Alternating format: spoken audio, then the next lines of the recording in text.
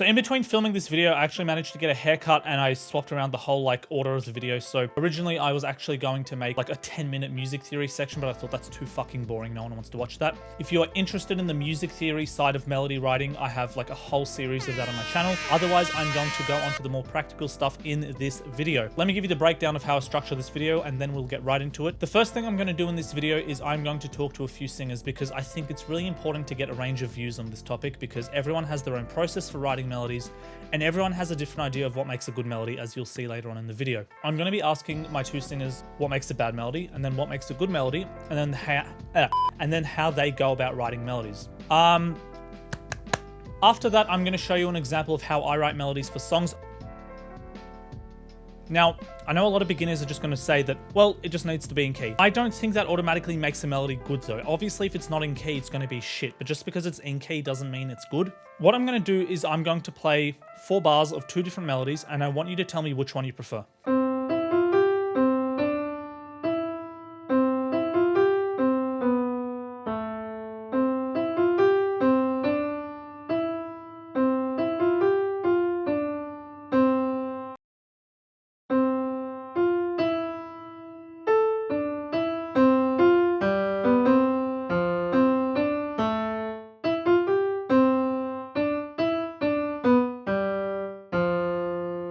Now, I think there's a good reason why most of you probably preferred the first one. The first thing is repetition. Repetition is really, really important with your melodies. Now, I'm not saying you just repeat 2 notes like ding dong, like that's just fucking annoying. But I'm saying repeat ideas and repeat motifs and change them up slightly as you go along. Repetition is what creates familiarity with melodies. The bad melody that I just showed you guys has virtually no repetition. It's just doing its own thing and it's just going all over the place. It's in key, but it's not very good. It's not singable and it's not a very good melody. So, I mean, okay, look, this kind of blurs the line between the next question, which is what makes a good melody. But I think what's important with melodies is having really good repetition and making them singable. That's what I think makes a good melody. What I think makes a bad melody is something that doesn't have those characteristics. So a bad melody is not singable. A bad melody doesn't have much repetition, both rhythmically and melodically. And a bad melody is just kind of doing its own thing. It's just detached from the track and it doesn't really do anything for you. So now I'm going to go on and I'm going to ask the other singers what they think makes a bad melody and what they think makes a good melody. Hello boys and girls, Marshall STANNUS here. Hi, my name is Meghna. Perfect example, Rebecca Black's Friday, right? 7 a.m. waking up in the morning, gotta be fresh, gotta go downstairs. The reason that's a bad melody, as opposed to a good melody in my eyes, is the way it uses peaks and valleys. Now I've explained this in another video in the Dove, but the way I like to kind of explain my peaks and valleys thing is just like melodies should progress in a way that like keeps the listener's attention, right? And the way melodies progress is through peaks and valleys. So kind of going up and down, the octave or the key or whatever you want to say, but essentially just the range it plays with, right? So a boring melody is just something that will kind of use the same 4 notes over and over again. Gotta have my bowl, gotta have cereal. Now, for example, if we take Smells Like Teen Spirit, right? Hello, hello, hello, hello. That's good for a moment, right? But if the whole first verse was just hello, hello, then it would be a bad melody, right? Because there's no variation. The reason that melody works is because in its context of the whole song, it's a nice break from everything else that Kurt Cobain's doing. And I think you need to treat melodies like that, peaks and valleys. So a perfect example of a bad melody is Rebecca Black's Friday, all right? Because that song starts and it doesn't go anywhere until the chorus at all. So there's no reason to keep your interest. It's boring as, right? So it's literally just 7 a.m. waking up in the morning, gotta be fresh. So even when you get to the chorus, which is it's Friday, like that's whatever, right? But the issue is up until that point, it's been so bland and just not moving. What makes a bad melody? If a melody is not interesting, meaning if it doesn't enhance the instrumental that accompanies it. So if you feel like a melody is just tacked on to the instrumental just as a side feature, that is not what a melody is supposed to do. It's not supposed to be a side feature, it's supposed to be the main feature, right? So I think a bad melody is one that is really not interesting and doesn't enhance its instrumental. That's all there is to it, really. If you want a perfect example of insane melody, which I don't expect everyone to be able to replicate, even I can't, look at the chorus to Boy by Charlie Puth.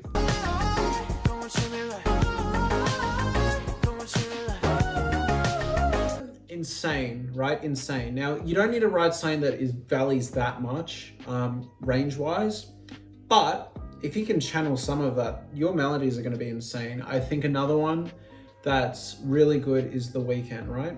If you look at a song like either Can't Feel My Face or Blinding Lights, those are just chocked full of perfect uses of melodies, both peaks and valleys, right? So when I say peaks and valleys, just to clarify, what I mean is like you want your really big range moments where you just fucking jump around the octave completely.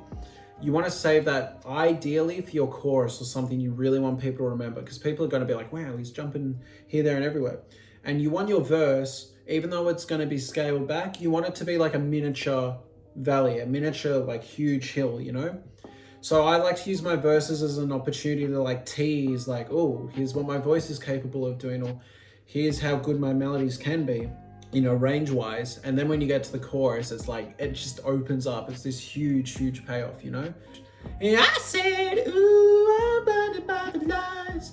Do, do, do, do, do, do, do, do. Like, there's so much movement in that song. What makes a good melody? A good melody is one that's really interesting, that enhances its instrumental. So it has to be one that really feels like the protagonist, like a lead character in a TV series that you're rooting for. That's what a melody should feel like. I liked that analogy, just came up with that off the top of my head. Woo!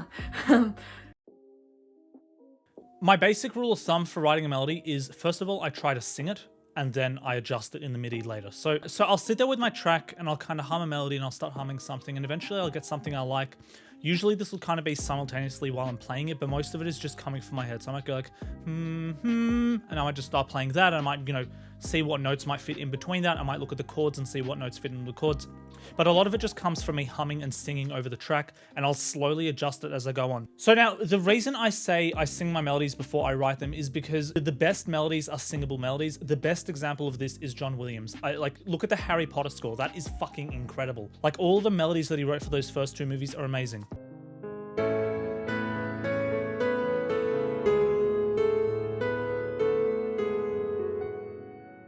What's another good example of a melody? I've like literally forgotten about every song. Let me go through Spotify. Oh, Tame Impala has some fucking bangers. Oh, yeah, perfect. Okay, Reality in Motion. What a fucking banger. Holy shit. Yeah. Like, that's incredible. It's so simple. You can sing, like, I mean, no one can sing that high, but it's like, da da da da da da. Like, that can get stuck in your head. That's an earworm.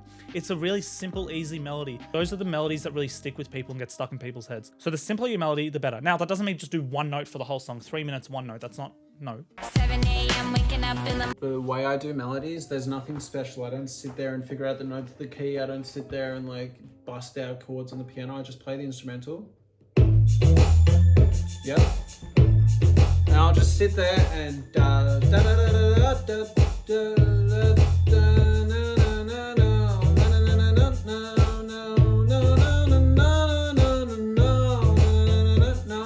right? I'll just sit there and figure it out. So if you saw there, like that was just off the top of my head, but let's say I start like this, right? Da, da, da.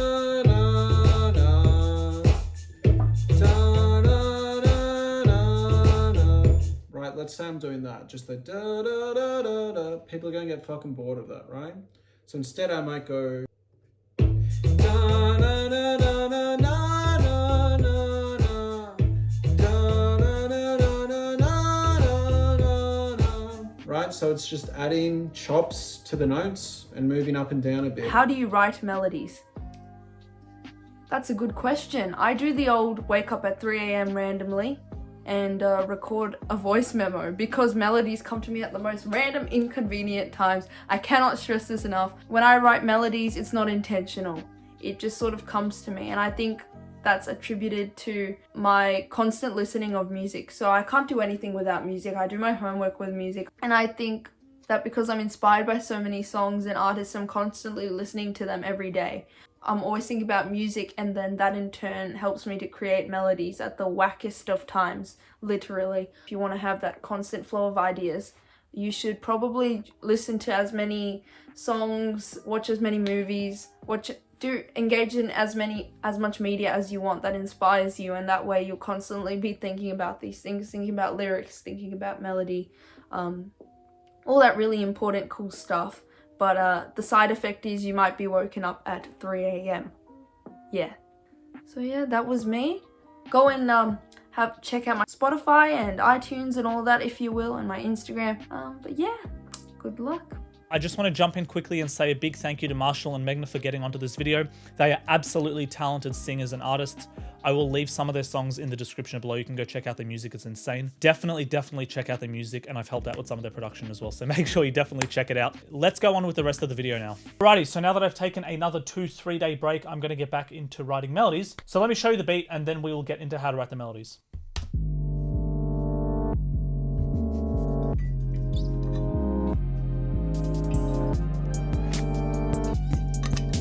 Really fucking annoying.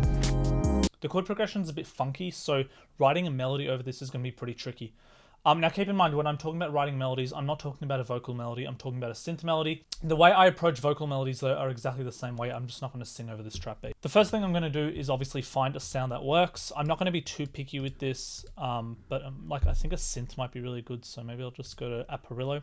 If you guys haven't heard of Apparillo, this is an insanely powerful synth. I don't know why it's not more popular. It's actually really, really good. So let me just find a cool synth. So if you look at Logic, you can see the chords I'm playing. I'm playing this chord. Those are the chords I'm playing, and I'm just going to get into it and start to think of a melody.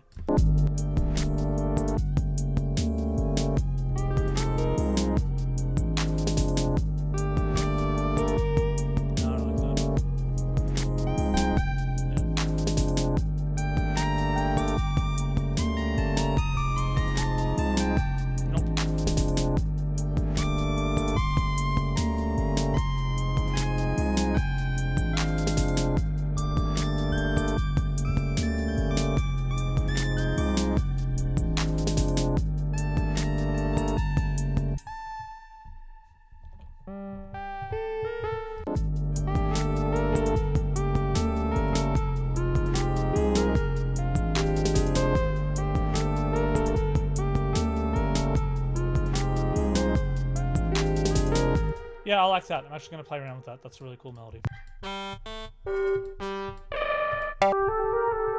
That's cool as.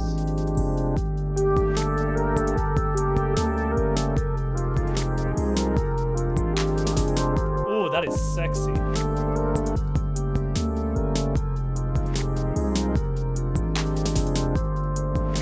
Let's quantize that to 8th notes. Right. So let's just quickly analyze the melody. Again, I'm going through this wave and valley kind of thing. Now, a lot of you are sitting there going, how did you know that would sound good? Well, pretty much what I'm doing is if you look on the keyboard roll here, the chord that I'm playing for the first bar is just that, right? And if you look at the chords here, it's just kind of mapping out the chords that I'm playing. So if I'm playing this chord, it's just playing the first 3 notes of the chord. So I mean, going off the chords that you're using and using that as the base for your melodies, that's a really good way to start writing your melodies if you don't know much music theory. If you know your music theory, you don't need to hear this. But what I'm doing here, the first 2 repetitions are actually the same, which is... Shut up. So the first 2 repetitions are actually the same, which is fine. But if you look at the second repetition, I'm playing, you know, I'm playing this kind of motif, which is like... And then I'm changing the last note on the second repetition, which is... And that's going to help lead back into the main kind of melody. So if I just solo the melody and play it for you on a loop. So that's setting it up. And that's kind of like resolved it, right? That like da da da da, and then it comes back down, right? So that's setting up the expectation and setting up, you know, how the melody resolves is really important. Doesn't take much. All you need to do is change the last note of the melody and you've got it, right?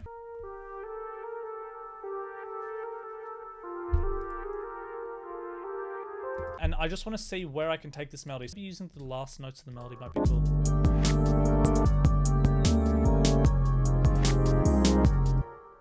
Yeah, that's alright. There is so many effects here. How do I just shut them up?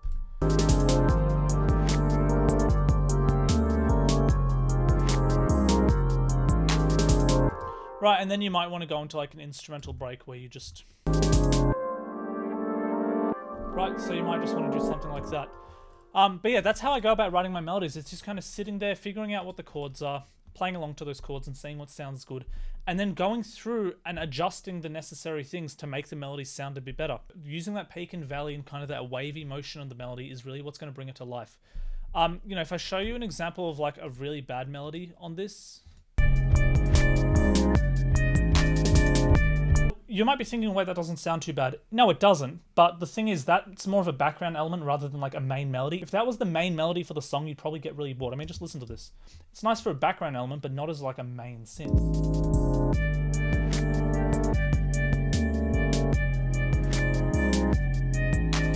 Now, if I just compare what this looks like as opposed to like what this green section looks like, it just looks stale. So that is how I would go about writing a melody for a trap beat. So that was my tutorial on how to write better melodies, and I'm just going to do a very, very quick, brief recap of all the important points that I wanted to highlight in this tutorial. The first thing is make sure your melody is in key. I mean, this is a fucking no-brainer, but obviously make sure your melody is in key and make sure that it sounds, you know, not off. Now, if you don't know if it sounds off or not, send it to someone who has a bit more experience than you and they will tell you if it sounds off. The second thing I want to cover is your peaks and valleys, your hills and valleys, your waves, whatever you want to call it. Make sure that your melody is flowing and make sure that it's not just like, you really want your melody to have motion and you want it to flow.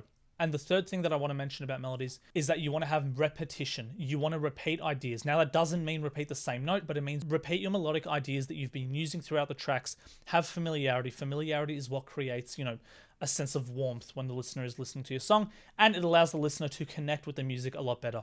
Make sure your melody's in key, have movement in your melody, use your repetition, and of course make sure that your melody stands out from the rest of the track. And I think that pretty much concludes the video. I really genuinely hope that this video has helped you, or has at least given you some insight on how to write better melodies. I do videos every week on all matters relating to producing and a lot of composition stuff, so if you're a producer or you're an artist, make sure you subscribe because I'm just going to make more videos to help you guys. As usual, I would love to hear what content you want to see on this channel, so please let me know down in the comments what you want to see on this channel and I'll make it for you because, you know, these videos are for you guys. Depending on when this is out, I think it should be out before then, but I will be making a video on how to make a trap song from scratch. For those of you who have seen my pop video from scratch, it's very similar, so it's going to be a bit of a fucking shitstorm. I'm very excited to release that. I'm going to be doing it with Marshall as well, who's in this video, so make sure you stay tuned for that, and I will see all of you next week for another video. Thank you so much for watching this video.